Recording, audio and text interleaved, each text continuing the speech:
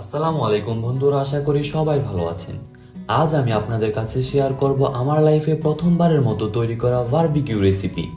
বাসার ছাদে চুলা তৈরি করে কয়লা ধরানো সহ বারবিকিউ রেসিপি কিভাবে তৈরি করতে পারবেন, এই রেসিপিটি আজ আমি আপনাদের সাথে শেয়ার করব।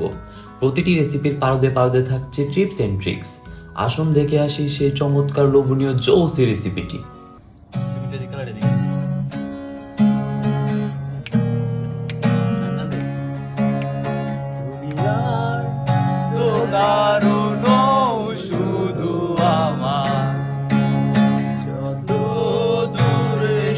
বারবিকিউ রেসিপি তৈরিতে প্রয়োজনীয় উপকরণ।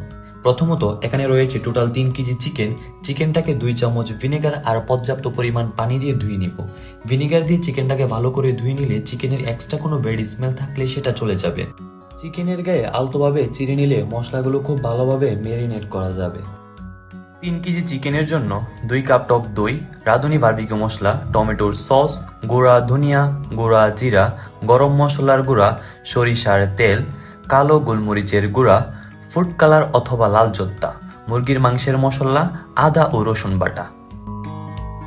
1 কেজি পরিমাণ কয়লা। কয়লার সাহায্যে চিকেনকে পোড়াবো। কয়লাতে আগুন ধরাতে হাফ লিটার পরিমাণ কেরোসিন।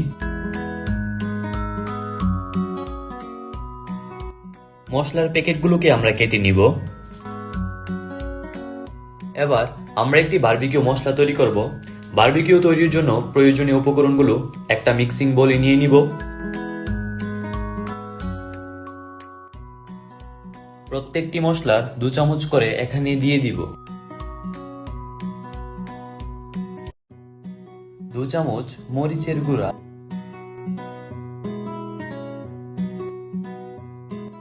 প্রয়োজন মতো 2 চামচ লবণ।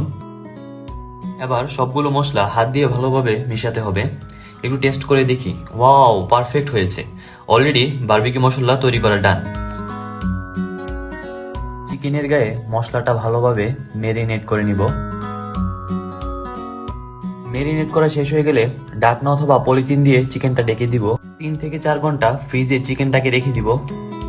চিকেনকে বের করে কালার ফুড মেশালে ভালো হয়। এটা আপনারা অপশনাল হিসেবে রাখতে পারেন।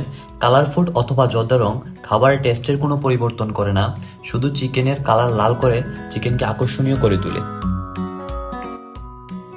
কেরোসিনের সাহায্যে সবগুলো কয়লাকে ভালোভাবে জ্বালিয়ে নিব।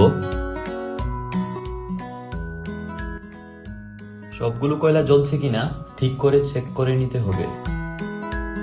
ম্যারিনেট করা চিকেনগুলো নেটের উপর রেখে দিব। তার আগে অবশ্যই নেটে সরিষার তেল দিয়ে ব্রাশ করে নিব, যেন চিকেনগুলো নেটে লেগে না যায়। আর অল্প সময় পর পর চিকেনগুলোকে উল্টে দিতে হবে, যেন এক পাশ বেশি পুড়ে না যায়।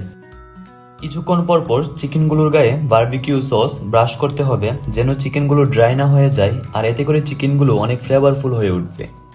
চিকেনগুলো 40 থেকে 45 মিনিট রেখে দিবেন। এ ফাঁকে আমরা একটু গান করে আসি, আসুন।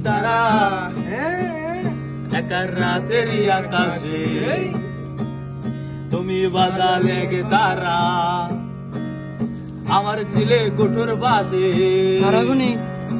ঠিক সন্ধে দূরে সরে যাও রবে আমার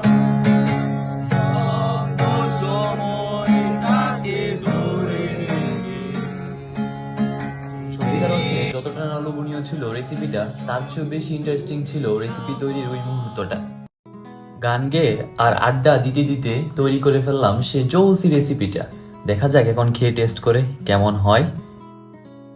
দেখতেই পাচ্ছেন এটা কতটা জৌসি হয়েছে। Let's try it. ওয়াও, অস্থির। সো গাইস, এই বারবিকিউ রেসিপিটা যদি আপনাদের ভালো লাগে তাহলে অবশ্যই ভিডিওতে লাইক করবেন আর আপনাদের ফ্রেন্ডস এন্ড ফ্যামিলির সাথে ভিডিওটা শেয়ার করবেন। সবাই ভালো থাকবেন। আল্লাহ হাফেজ, টেক কেয়ার।